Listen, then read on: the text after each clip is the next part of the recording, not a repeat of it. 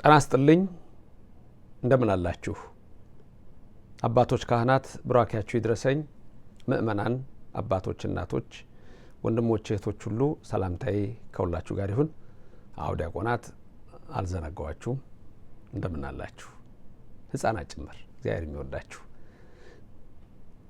ዛሬ የማስተምረው የእመቤታችን መልኳ የአምላክን መልክ ይመስላል የሚለውን ነው ብዙዎች አልገባቸውም አውቀውም ያን ቃል ወደማይሆን አቅጣጫ ለመውሰድ የሚሞክሩ አሉ እንደፈለጋቸው እናንተ ግን እንድታውቁት የምፈልገውን ትምህርት አስተምራለሁ በዚህ በታምረ ማርያም ላይ በተለይ ድንገት በፊት የተሰጠውን ትምህርት ያልተከታተላችሁ ገብታችሁ ማየት አለባችሁ አንደኛ ታምሯን የሰማ ስጋው ደግሞ እንደተቀበለ ይሆንለታል የሚለውን አስተምሬያለሁ ሁለተኛ የእመቤታችን ሐሳብ እንደ አምላክ ሐሳብ ነው የሚለውን አስተምሬያለሁ ዛሬ የማስተምረው ደግሞ የእመቤታችን መልኳ የአምላክን መልክ ይመስላል የሚላለና ምን ማለት ነው እኛስ ማንን እንምሰል ቀጥሎ አማትበን ትምህርቱን እንማራለን በስመ አብ ወወልድ ወመንፈስ ቅዱስ አሐዱ አምላክ አሜን እግዚአብሔር ምስጢሩን ይግለጽልን የነቢያትን የሐዋርያትን የሊቃውንትን ጉባኤ እንደባረከ የኛንም ይባርክልን ከማታ እስከ ጠዋት የጠበቀን ከጠዋት እስከ ማታ የጠበቀን የማለዳውን ብርሃን ያሳየን ሕይወታችንን ሁሉ በብርሃን ይምላልን የእመቤታችን ምልጃ የመላእክት ጥበቃ የነቢያት የሐዋርያት የጻድቃን የሰማዕታት በረከት ረድኤት በሁላችን አድሮ ይኖር ሁላችሁ ክርስቲያኖች ኦርቶዶክሳውያን ሰላምታዬ ለሁላችሁ ይድረስ ድንገት በሌላ እምነትም ሆናችሁ የምትከታተሉ ሰዎች ይህን ትምህርት ብዙ ጊዜ ቤተክርስቲያን ውስጥ ነበርን የሚሉ ሰዎች ወጥተው በማይሆን አቅጣጫ እየተረጎሙ ሲያሳስቱና ሲስቱ ሲያሳብሉና ሲያብሉ ማየት የተለመደ ስለሆነ ምንድነው የሚለው መጽሐፍ ቅዱስን ነው ምንመለከተው ባለፈው እንዳልኳችሁ ነው ብዙዎች በኦርቶዶክስ ውስጥ የሌላችሁ ሰዎች በሌላ መጽሐፍ ተጠቅሰን ይሄ ነው ሳንላችሁ እጃችሁ ላይ ያለው መጽሐፍ ቅዱስ የሚመሰክረውን እንድታነቡ እንጋብዛለን ሁሉም እንዲሰማው ትምህርቱን ደግሞ ላይክና ሼር ማድረግ የናንተ መንፈሳዊ ግዴታ ነው ሁሉም ሰው እንዲሰማ ማድረግ ይኖርባችኋል አዲስ የሆናችሁ ሰብስክራይብ አድርጋችሁ በየዕለቱ ያለውን ትምህርት ተከታተሉ ከሱባኤው በረከት የምናገኝበትን ህይወት እንዲያድለን የአምላካችን ቅዱስ ፈቃድ ይደረግልን ታምረ ማርያም ላይ የምትሰሙት ቃል አለ የእመቤታችን ሐሳብ እንደ አምላክ ሐሳብ ነው የእመቤታችን መልኳ የአምላክን መልክ ይመስላል የሚል ቃል አለ ታምሩ ላይ ባለፈውም እንደገለጽኩላችሁ ይሄን ቃል ታገኛላችሁ እንዲህ ነው የሚለው የእመቤታችን ማርያም መልኳ እንደ አምላክ መልክ ነው ወይም የአምላክን መልክ ይመስላል ብሎ ጨምሮ አማርኛው ተርጉሞ የሚናገረው የግዕዝ ቃል ደግሞ እንዲህ ይላል ወኩሉ መልክዓ ለእግዝእትነ ማርያም መልክዓ አምላክ ይላል ስለዚህ የእመቤታችን መልኳ የአምላክን መልክ ይመስላል ይሄ ምንድነው ችግሩ ይሄን ማለት የአምላክን መልክ ይመስላል እመቤታችን ማለት ምን ማለት ነው መጨረሻ ላይ ነግራችኋለሁ መጽሐፍ ቅዱስ ማስረጃዎችን እንመልከት መጀመሪያኛ ገና በማርያም አምሳል ነው የተፈጠርነው በስላሴ አይደለም በእግዚአብሔር ወይቤ እግዚአብሔር ይላል ኦሪት ዘፍጥረት ምዕራፍ 1 ቁጥር 26 ንግበር ሰብአ በአርአያነ ወበአምሳሊነ ሰው እንደ መልካችን እንደ ምሳሌያችን እንፍጠር እና የእመቤታችን መልኩ የአምላክን መልክ ይመስላል ማለት ምንድነው ችግር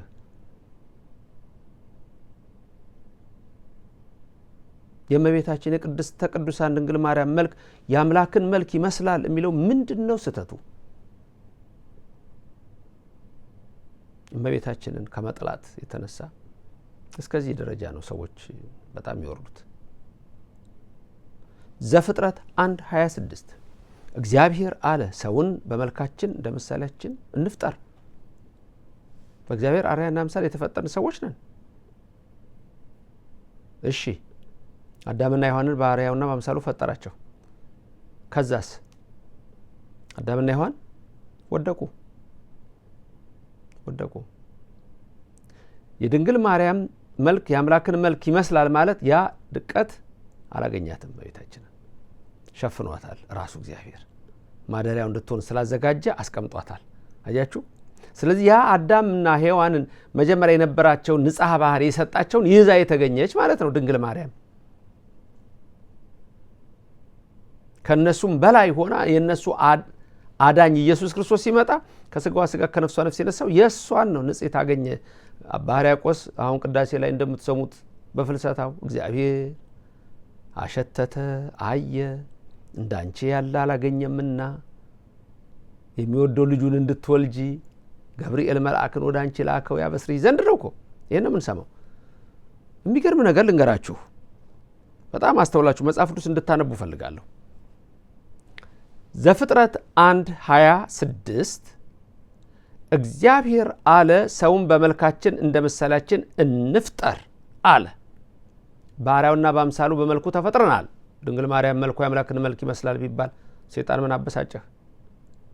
ዘፍጥረት 5 ግን ልሂድላችሁ፣ ሚስጥራዊ ነገር ታገኛላችሁ። እንዲህ ይላል ሲነበብ፣ የአዳም የትውልድ መጽሐፍ ይህ ነው። እግዚአብሔር አዳምን በፈጠረ ቀን በእግዚአብሔር ምሳሌ ያደረገው። ተመልከቱ፣ ዘፍጥረት 1:26 ነው። በማ ምሳሌ ያደረገው? በእግዚአብሔር ምሳሌ ያደረገው። ቁጥር 2 ዘፍጥረት 5 ወንድና ሴት አድርጎ ፈጠራቸው፣ ባረካቸውም፣ ስማቸውንም በፈጠረበት ቀን አዳም ብሎ ጠራቸው ይላል የአማርኛው መጽሐፍ። በትርጓሜው ሊመጣ ይችላል። ሔዋንም አዳም ነች፣ አዳምም አዳም ነው። ምክንያቱም ከአንድ አዳም ነው ከጎኑ ሔዋንን ያመጣው። ባረካቸው። የተፈጠሩት የተባረኩ ነበሩ። እነዚህ የተባረኩት ፍጥረታት በኋላ ምን ሆኑ? የተረገሙ ሆኑ። ድንግል ማርያም ግን ያመርገም አልነካትም። አያችሁ? ስለዚህ ድንግል ማርያም መልኳ ፍጹም የአምላክን መልክ ይመስላል። አያችሁ? ቁጥር 3 ላይ የሚደንቅ ነገር ልንገራችሁ። ዘፍጥረት 5 ቁጥር 3 አዳምም 130 ዓመት ኖረ፣ ልጅንም በምሳሌው እንደ መልኩ ወለደ፣ ስሙን ሴት ብሎ ጠራው። አሁን እዚህ ጋር አዳም ወለደና በምሳሌው እንደ መልኩ ይላል። የወደቀው አዳም የወደቀ ሴትን ወለደ።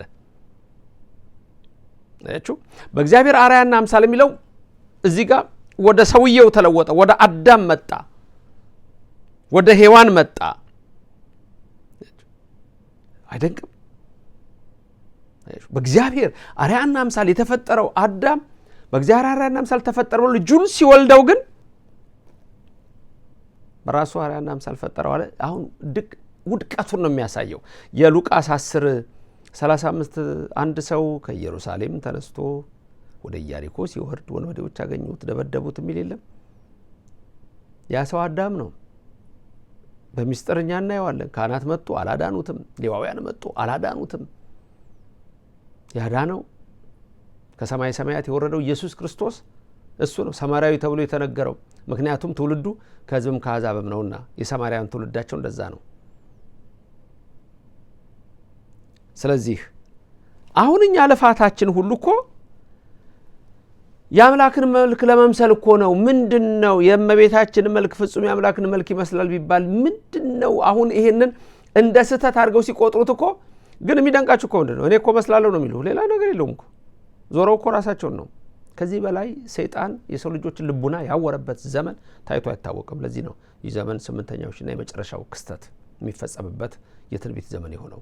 ትንቢት መፈጸሚያ ከመሆን እግዚአብሔር ይሰውራችሁ። እያወቁ ይህንን እያጣመሙ የሚናገረው ሳያውቁ ደግሞ የሚከተሉ ስላሉ ይህን ትምህርት መማራችን ይጠቅመናል። እግዚአብሔር ስሙ የተመሰገነ ይሁን። በቆላሲስ ምዕራፍ 3 ቁጥር 10 ላይ አሁን መጨረሻ ላይ ደመድምላችኋለሁ። ትልቁ ችግር ያደረጉት እንዴት የድንግል ማርያም መልክ የአምላክን መልክ ይመስላል ይባላል ነው አይደል? አንድ ስንፈጠር በአምላኩ ስንፈጠር በአምሳሉ ባሪያው በመልኩ ፈጠረን ነው አይደል እንዴ የምንለው? ስለዚህ ምንድነው ችግሩ? ጳውሎስ ሐዋርያ ቆላሲስ 3:10 ላይ እንዲህ ይላል፣ የፈጠረውን ምሳሌ እንዲመስል ዕውቀትን ለማግኘት የሚታደሰውን አዲሱን ሰው ለብሳችሁታልና ይላል። አዲሱን ሰው ለብሳችሁታል ማለት ኢየሱስ ክርስቶስን ማለት ነው። የልጁን መልክ እንዲመስሉ አስቀድሞ ወሰነ የሚል ሮሜ 8 ላይ ከቁጥር 26 ጀምሮ አታነቡም እንዴ? የልጁን መልክ እንዲመስሉ አስቀድሞ ወሰነ። ለዚህ እኮ ነው ጳውሎስ ሐዋርያ እኔ ክርስቶስ እንደምመስል እናንተ እኔን ምሰሉ ያለው። ለድንግል ማርያም ሲሆን ችግር ነው። አያችሁ እንዴት አይነት መንፈስ ሰዎች እንዳወራቸው። ለድንግል ማርያም ሲነገር አቤት አቤት አቤት ያስጨንቃቸዋል። ሌላ ሲያነቡት ሲሉት ግን በቃ ሲሰብኩት አቤት ሃሌሉያ ነው ሃሌሉያ ነው ሃሌሉያ ነው ጌታ ኢየሱስ ነው። እናቱን ግን አያውቋትም። የትኛው ኢየሱስ ነው ታዲያ የሚጠራው የሚለው ለዚህ ነው። ሁልጊዜ ሁለት ኢየሱሶች እንዳሉ ማወቅ ያለብን። ብዙዎችም ሊኖሩ ይችላሉ። ማቴዎስ 24 ቁጥር 4 ብዙ ክርስቶሶች፣ ብዙ ሐሰተኞች፣ ብዙ ነቢያት፣ ሐሰተኞች ነቢያት ወደዚህ ዓለም እንደሚመጡ የእግዚአብሔር ቃል ይነግረናልና ስለዚህ ልበስዎ ለሐዲስ ብእሲ ኢየሱስ ክርስቶስን ልበሱት። ኤፌሶን 4:24 ላይ ኤፌሶን 4:24 ለእውነትም በሚሆኑ ጽድቅና ቅድስና እንደ እግዚአብሔር ምሳሌ የተፈጠረውን አዲሱን ሰው ልበሱት ይላል። አሁን ይሄ ክርስቶስ ከሰማይ ሰማያት ወርዶ የፈጠረውን ሥጋ ተዋሂዶ እኛን ያዳነበትን የልጁን መልክ እንዲመስሉ አስቀድሞ ወሰነ ማለት ይሄ ነው። ዘፍጥረት 3:22 ላይ አዳም ከኛ እንዳንዱ ሆነ ማለት እኮ ከአብ ከመንፈስ ቅዱስ ከአብ ከወልድ ከመንፈስ ቅዱስ ወልድ ወደዚህ ዓለም መጥቶ ከድንግል ማርያም ከሥጋዋ ሥጋ ከነፍሷ ነፍስ ነስቶ አዳምን ሆነ። ሁለተኛው አዳም የተባሉት ለዚህ እኮ ነው። ዳግማዊ አዳም ምሰሉት። ያወደቀውን አዳም አይደለም፣ ያዳነንን አዳም ምሰሉ። ያቺ የወደቀችውን ሔዋን አይደለም፣ ያልወደቀችውን ድንግል ማርያምን ምሰሉ ነው እኮ። ሌላ ትምህርት የለውም እኮ። ስለዚህ እግዚአብሔር በዚህ መልክ ነው የእመቤታችንን ቅድስና የሚነግር። ታምረ ማርያም ላይ እኮ ያለው ከመጽሐፍ ቅዱስ እኮ የተውጣጣ ነው እንጂ አዲስ ነገር እኮ አይደለም የመጣው።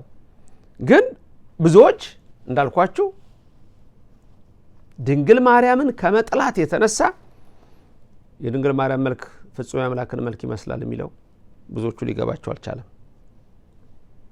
እንግዲህ እግዚአብሔር ምን እንደሚያዘን ስሙ። ሁለተኛ ቆሮንቶስ ምዕራፍ 3 ቁጥር 18 እኛ ሁላችን በመጋረጃ በማይከደን ፊት የጌታን ክብር እንደ መስታወት እያብለጨለጭን መንፈስ ከሚሆን ጌታ እንደሚደረግ ያን መልክ እንመስል ዘንድ ከክብር ወደ ክብር እንለወጣለን። ከኔ ቀጠላችሁ ይህን ቃል ደገሙልኝ። ያን መልክ እንመስል ዘንድ ከክብር ወደ ክብር እንለወጣለን። ምን ለመምሰል? የአምላክን መልክ ለመምሰል። ከምን ወደ ክብር እንለወጣለን? ከክብር ወደ ክብር በትንሣኤ ዘጉባኤ አይደል? እመቤታችን ግን ትንሣኤ ዘጉባኤን አትጠብቅም። መልኳ ፍጹም የአምላክን መልክ ይመስላል። ስለዚህ ከነዚህ ቃሎች እንደምንረዳው እኛ ራሳችን አይደለም ድንግል ማርያም እኛ ራሳችን መምሰል አለብን። ባሪያውና በአምሳሉ የፈጠረን እግዚአብሔር ነው። ሲወድቅ ግን አዳም ወደቀ።